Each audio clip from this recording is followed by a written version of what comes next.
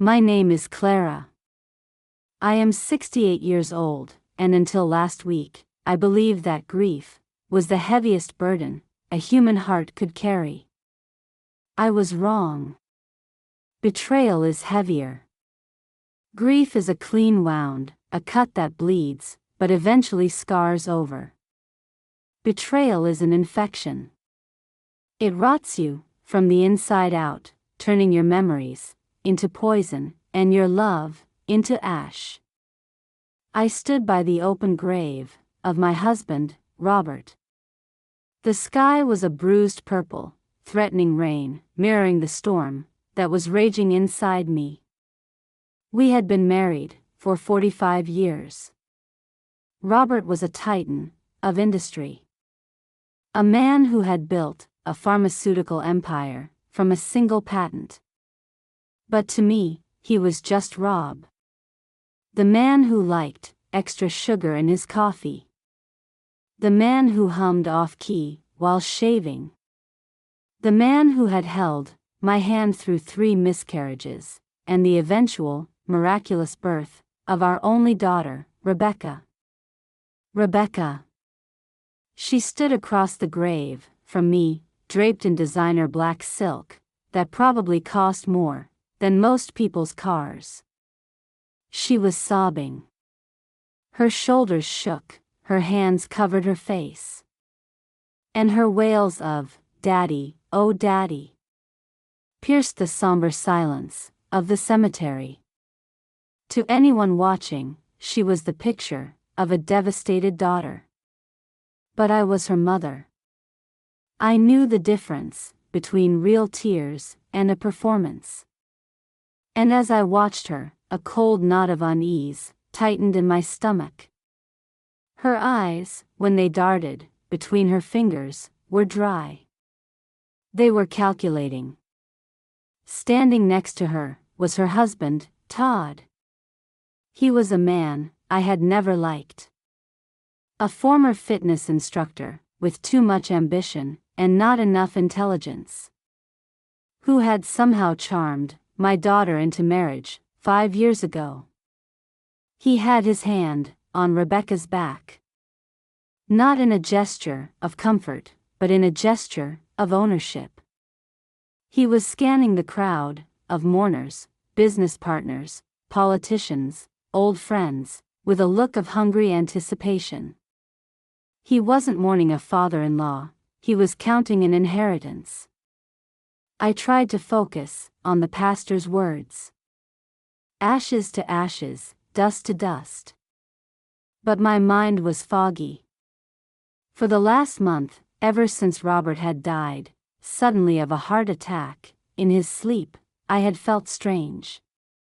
Dizzy. Confused. My hands shook. The doctors that Rebecca had insisted I see, said it was stress. They said it was the shock of losing Robert.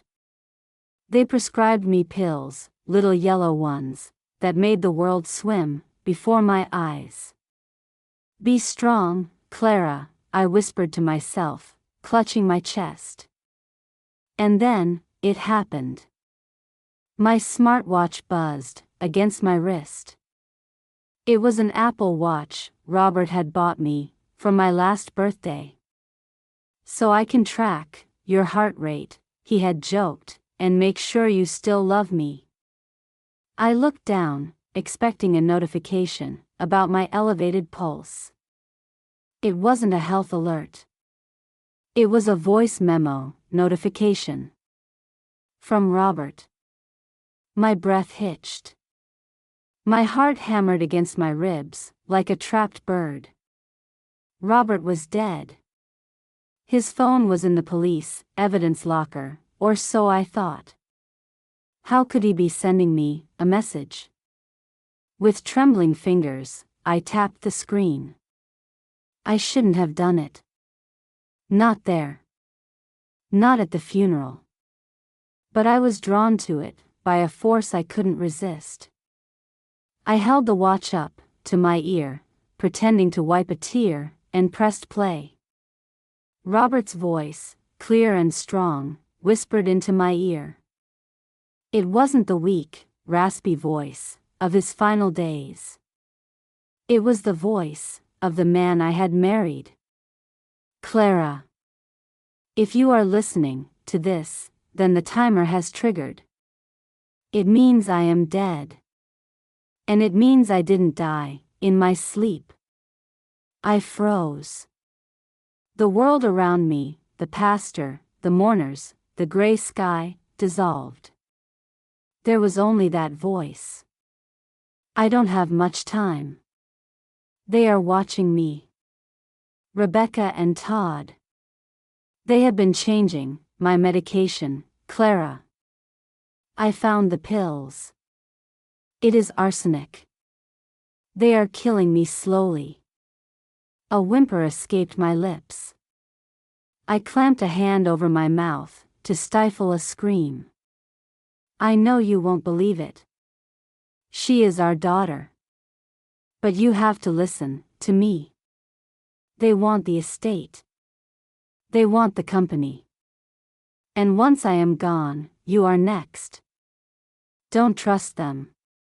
Don't take the pills they give you.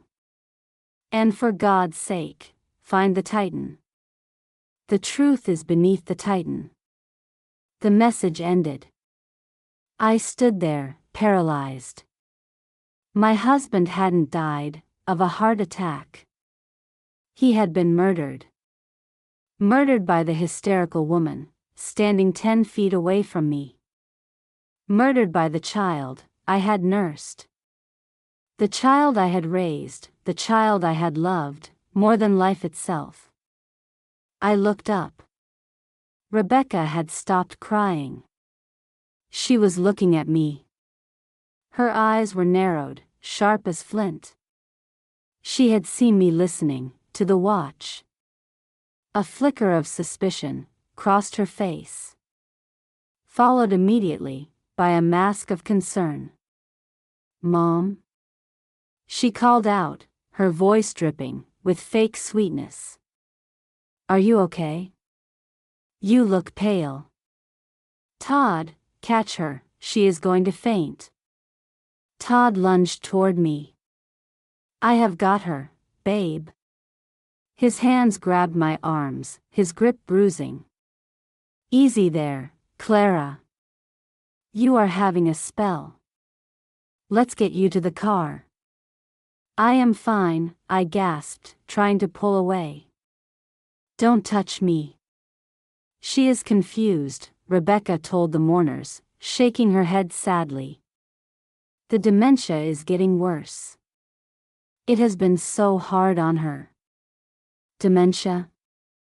I didn't have dementia. But as I looked around the circle of faces, I saw pity. They believed her. They saw a frail, shaking old woman, losing her mind with grief. They didn't see the witness to a murder. Let's go home, Mom, Rebecca hissed in my ear. As Todd practically dragged me toward the limousine. We are going to take such good care of you. Those words, once a promise of comfort, now sounded like a death sentence. The ride back to the estate was silent. I sat pressed against the door, clutching my wrist, as if the watch were a lifeline. Rebecca and Todd sat opposite me, holding hands. They were texting. I saw the reflection of their screens in the window. They weren't mourning. They were coordinating. When we arrived at the manor, the massive Georgian house Robert had built for us, the nightmare truly began. Mrs. Gable. I called out as we entered the foyer. Looking for our housekeeper of 20 years. Mrs. Gable, could you please make some tea? Mrs. Gable is gone, Mom, Rebecca said casually, tossing her purse onto the console table. Gone? What do you mean gone? It is Tuesday. We let her go, Todd said, walking into the living room. and pouring himself a drink from Robert's crystal decanter. Scotch. Blue label. He didn't even use a coaster. We figured, since we are moving in to take care of you, you don't need staff. It is a waste of money. Moving in? I stammered. But you have your condo in the city. We rented it out, Rebecca smiled. It was a shark smile. We can't leave you alone in this big house, Mom. Not in your condition. You need family. My condition. The condition they were creating. I don't want you here, I said, my voice shaking. I want Mrs. Gable back. I want to be alone. Rebecca walked over to me. She towered over me, in her heels. She placed a hand on my shoulder, her perfectly manicured nails digging into my skin. Mom, stop being difficult. You are sick. You are confused. And honestly, you are not capable of making decisions right now. Todd and I have power of attorney. Remember? You signed it last week. I blinked. I remembered signing papers. Rebecca had brought them to me the day after Robert died. I was in a fog of grief and sedatives. She had said they were for the funeral arrangements.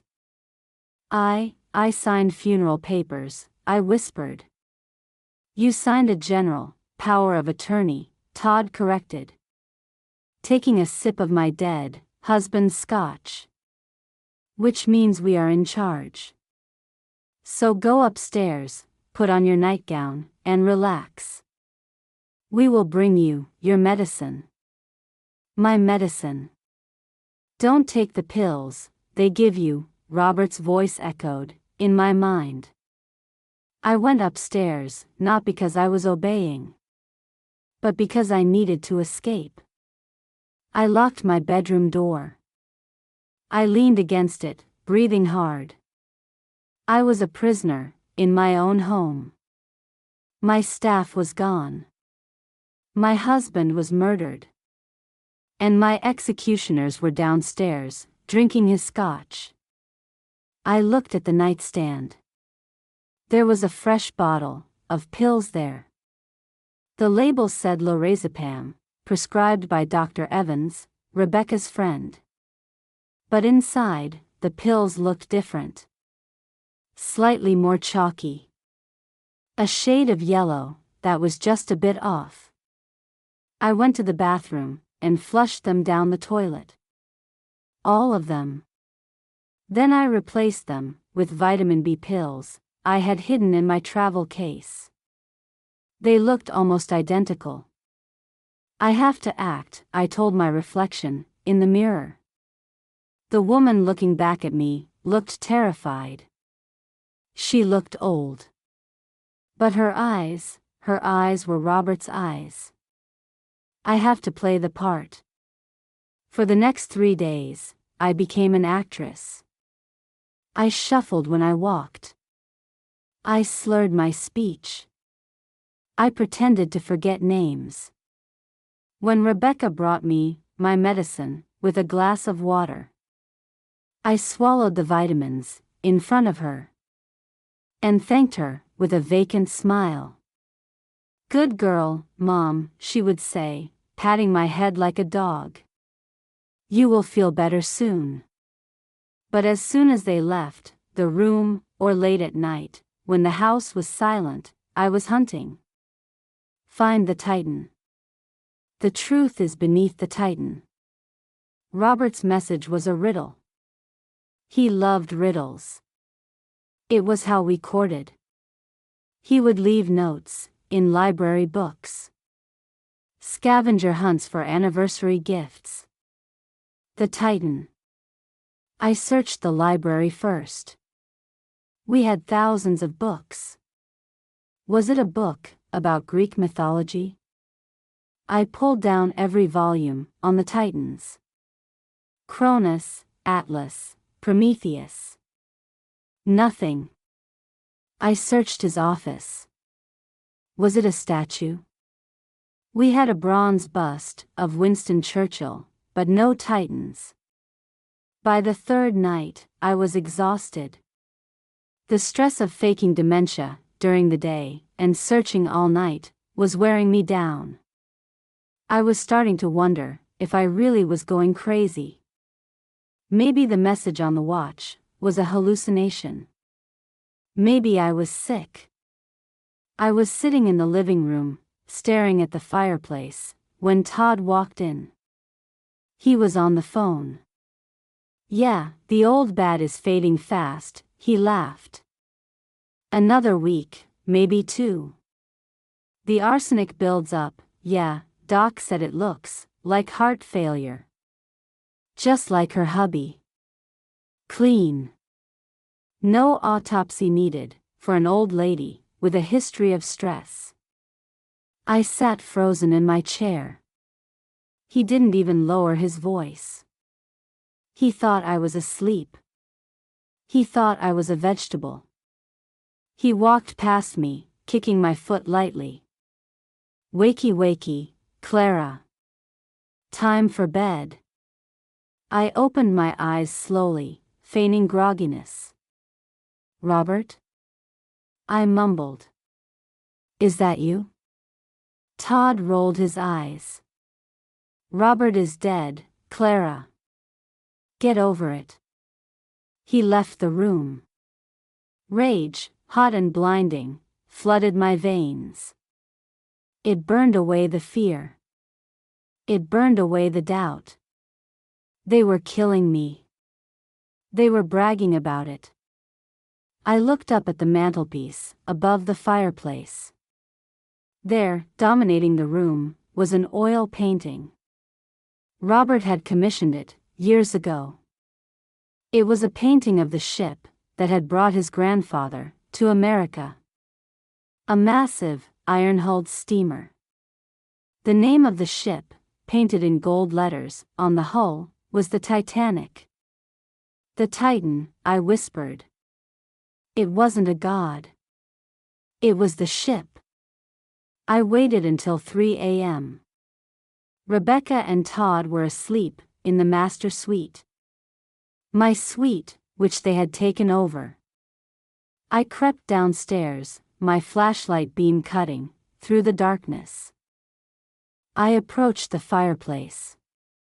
The painting was heavy, framed in gilded wood. Beneath the Titan. I felt along the wooden mantelpiece, directly under the painting.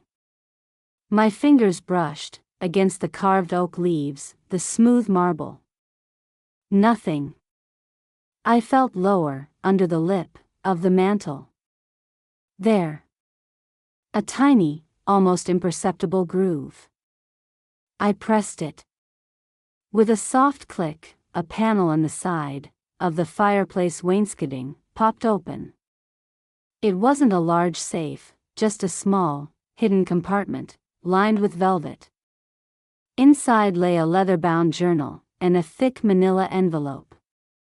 I pulled them out, my heart pounding so hard, I thought it would wake the house. I sat on the floor and opened the journal. It was Robert's handwriting. But it wasn't his usual, confident scrawl. It was shaky. Spidery. June 12th. I felt it again today. The burning in my stomach. The metallic taste in my mouth. Rebecca made me tea. She insisted I drink it all. She watched me. June 15th. I took a sample of the tea to the lab. I didn't use my name. I used a pseudonym. The results came back today. Arsenic. Lethal doses. June 16th. Why? Why my own daughter? I gave her everything. Private schools, cars, a VP position, she didn't earn. But it is not enough. She wants it all. And she wants it now. Todd is pushing her. I hear them whispering. June 18th. I can't go to the police. Not yet. If I accuse them, and I am wrong. No, I am not wrong. But the scandal would destroy the company. I have to be sure. And I have to protect Clara. I opened the manila envelope. Inside were the toxicology reports from the lab. Patient, John Doe. Substance detected, arsenic trioxide. And there was something else. A USB drive. And a letter, addressed to me. My dearest Clara. If you are reading this, I have failed to save myself. But I can still save you. These documents prove they murdered me. But proof is not enough for people like Rebecca and Todd. They will fight. They will lie. They will say you forged this. They will say you are insane. You need to trap them. There is a new will. I wrote it 3 days ago, with a lawyer they don't know exists. Mr. Sterling. The will they have, the one leaving everything to Rebecca, is a fake. I never signed it. Or rather, I signed it with my left hand. A handwriting expert will spot it instantly. The real will is with Sterling. But you cannot just produce it. You have to make them confess. You have to make them show their true faces. On Friday, at the reading of the will, they think they will inherit the earth. Let them believe it. And then, destroy them. I love you, Clara. Fight. Fight for us. I pressed the letter to my chest, tears streaming down my face. My Robert. My brilliant, protective, tragic Robert. He had spent his dying days, not fighting for his life, but setting a trap to save mine. I heard a floorboard creak upstairs. I froze. Steps. Heavy ones. Todd. I scrambled to put the journal and the envelope back into the compartment. I clicked it shut. I grabbed the flashlight and scurried toward the kitchen. Hunching my shoulders, assuming the posture of the confused old woman. Todd appeared in the doorway, holding a baseball bat. When he saw me, he lowered it. What the hell are you doing, roaming around? He barked. I looked at him, widening my eyes. I was looking for Robert. He said he would meet me for tea. Todd let out a cruel, dismissive laugh. Go to bed, you crazy old hag. Before I put you to sleep, myself. Yes, I whispered, backing away. I will go to sleep. I walked past him, smelling the stale alcohol on his breath. I went back to my room and locked the door. Friday. The reading of the will was on Friday. That was 2 days away. For 2 days, I had to survive. For 2 days, I had to let them poison me. Or think they were poisoning me. For 2 days, I had to watch my daughter smile at me while she waited for me to die. I lay in bed, staring at the ceiling. The fear was gone. The grief was gone. In their place was something, cold and hard, like steel.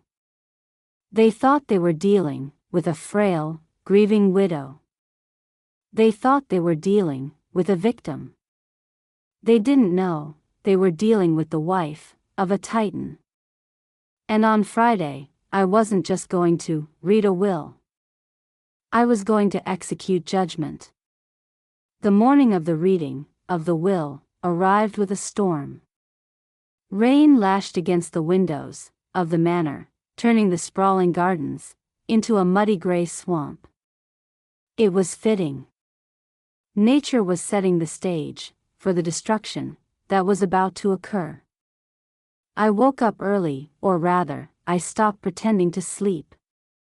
I had spent the last 48 hours playing a dangerous game of cat and mouse. I had taken my pills, flushing them down the drain, while Rebecca watched, with that shark-like smile. I had complained of stomach cramps. I had stumbled and fainted in the hallway, allowing Todd to carry me to the sofa, while he muttered about how heavy I was getting. I was exhausted. My acting skills were being stretched to their limit. But every time I felt like giving up, I touched the small key I had hidden in my bra. The key to the safe deposit box, where Robert's real lawyer, Mr. Sterling, was waiting for my call. I had managed to call him yesterday, using the gardener's phone, while Rebecca was in the shower. A 30-second conversation that sealed their fate. "Mom." Rebecca's voice shrilled from the hallway. "Get up. Mr. Henderson is here." Mr. Henderson. The family lawyer. Or, more accurately, the lawyer Rebecca and Todd had compromised. He was a slime ball in an expensive suit. A man who had always looked at Robert's money with envy. I knew, based on Robert's journal, that Henderson had drafted the fake will. I dressed slowly. I chose black. Not the soft, morning black I had worn to the funeral. This was a sharp, structured black suit. It hung a little loose on me, stress does that, but I patted the shoulders. I put on my pearl necklace. And then, I applied my makeup. I made myself look paler than I was. I darkened the circles under my eyes. I wanted to look like I was 1 foot in the grave. When I descended the stairs, I leaned heavily on a cane I didn't need. Finally, Todd grumbled. He was wearing a suit that was too tight, trying to look like the lord of the manor. "We have been waiting." "I am sorry," I whispered, my voice trembling. "My head, it spins." "Just sit down and shut up," Rebecca said, guiding me to a wingback chair in the library. The library. The same room where I had found the truth, hidden beneath the Titanic painting. The irony was delicious. Mr. Henderson sat behind Robert's massive oak desk. He looked nervous. He kept wiping sweat from his upper lip. He knew what he was doing was criminal. "Shall we begin?" Henderson asked, opening a leather folder. "Yes, get on with it," Todd said, pouring himself a drink. It was 10 a.m. "Very well," Henderson cleared his throat. "I, Robert Vance, being of sound mind and body." I tuned him out. I watched my daughter. She was leaning forward, her eyes gleaming with greed. She wasn't thinking about her father. She was thinking about the bank accounts, the properties, the power. She was thinking about how easy it had been to kill him. "I hereby leave the entirety of my estate, including the majority shareholdings in Vance Pharmaceuticals, the real estate portfolio, and all liquid assets, to my beloved daughter, Rebecca Vance Miller."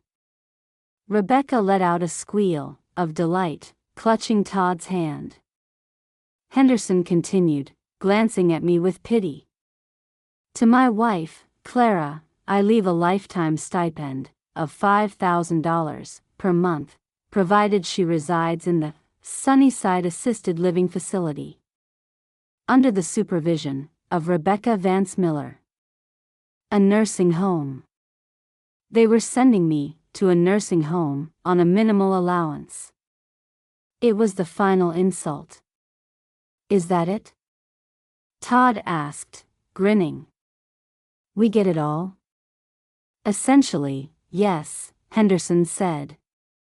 Except for the charitable donations, which are negligible. Mrs. Vance will be transferred to the facility on Monday. Monday? Rebecca frowned. Can't we move her today? I want to start redecorating the master bedroom. Monday is fine, Todd said. She won't last that long, anyway. He muttered the last part, but I heard it. The room fell silent. Henderson pushed a document toward me. Mrs. Vance, if you could just sign here, acknowledging the reading. I looked at the pen. Then I looked at Rebecca. No, I said. My voice wasn't trembling anymore. It was clear. Strong. Rebecca blinked. What did you say? I stood up. I let the cane fall to the floor with a loud clatter. I straightened my back, shedding the persona of the frail old woman, like a snake shedding its skin. I said no. Todd stood up, aggressive. Sit down, Clara. You are having an episode. I am not having an episode, Todd. And I am not signing that fraudulent piece of trash. Fraudulent? Henderson squeaked. Mrs. Vance, I assure you. Shut up, Arthur, I snapped at the lawyer. I know you drafted that fake will 3 weeks ago. I know Robert refused to sign it. I know you forged his signature using his left hand.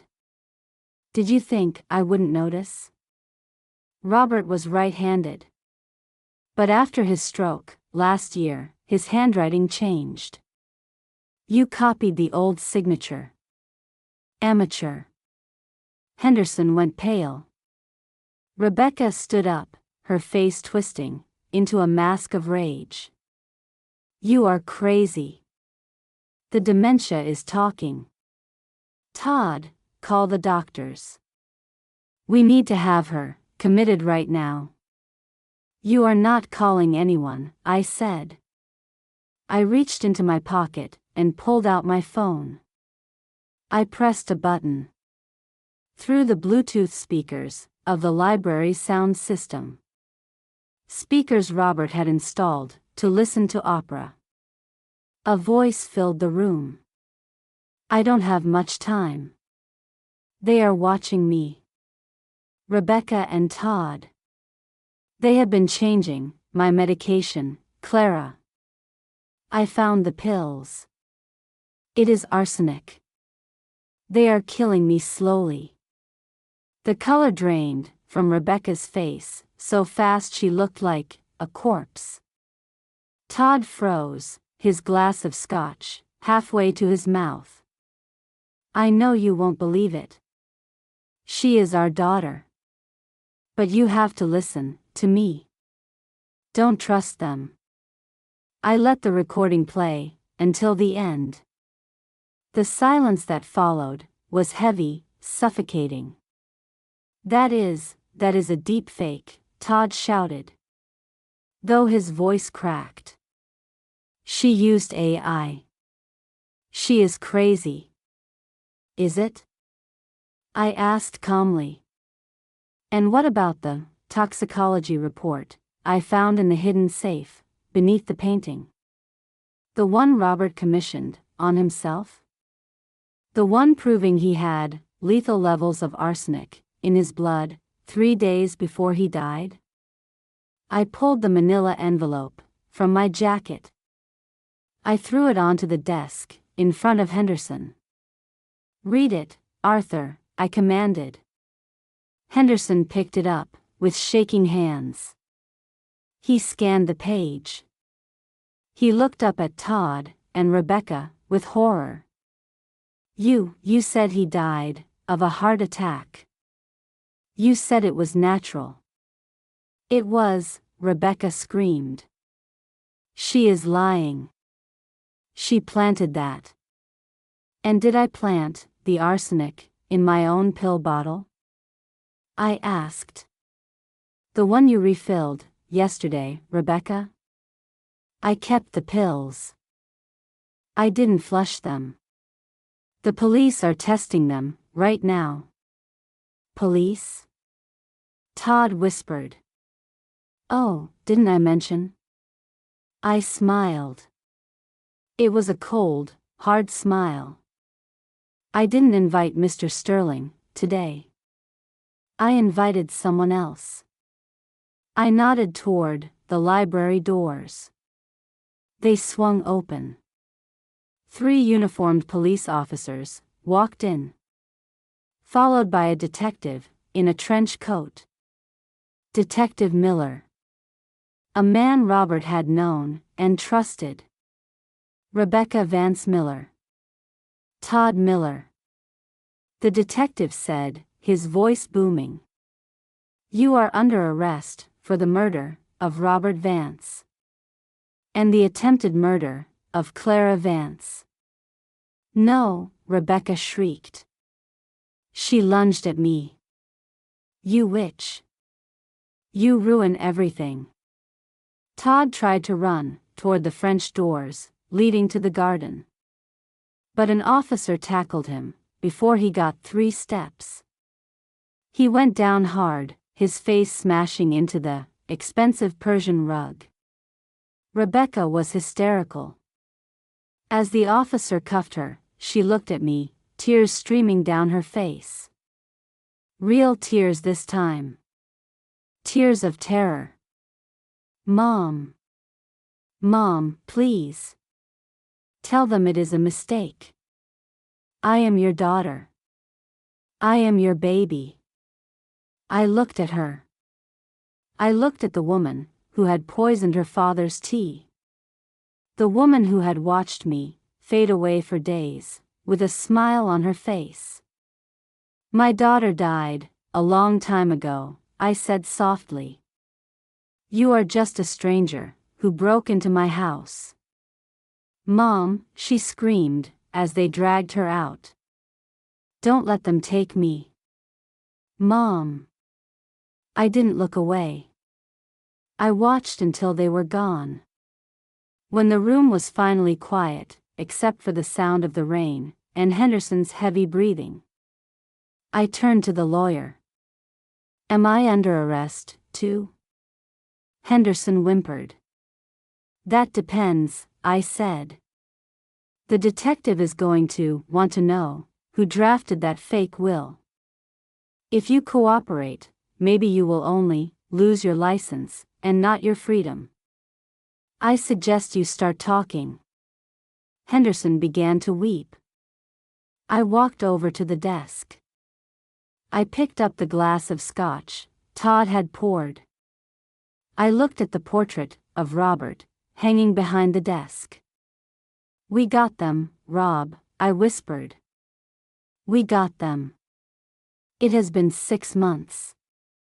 The trial was the scandal of the decade. The Vance family poisoning was on every news channel.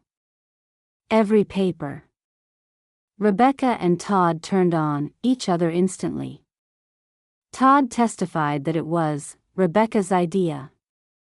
That she hated her father for not giving her the company sooner.